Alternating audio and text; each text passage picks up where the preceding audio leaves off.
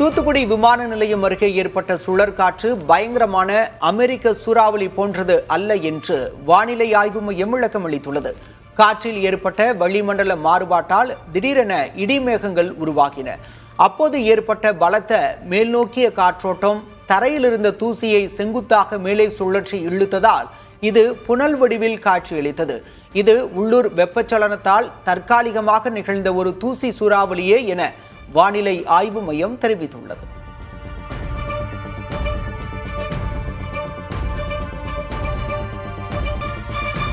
தூத்துக்குடி வாகைக்குளம் விமான நிலையம் அருகே திடீரென சக்தி வாய்ந்த சுழற்காற்று ஏற்பட்டது. இந்த சூறாவளியால் வாகைக்குளம் சுங்கச்சாவடியின் கூரைகள் பெயர்ந்து முற்றிலும் சேதமடைந்ததால் சுங்கச்சாவடி முடங்கியது. மேலும் அருகில் உள்ள தீம் பார்க்கில் இருந்த பல கோடி ரூபாய் மதிப்பிலான பொருட்களும் பலத்த சேதமடைந்தன. இந்த சுழற்காற்றின் வீடியோ தற்போது சமூக வலைதளங்களில் வைரலாகி வருகிறது.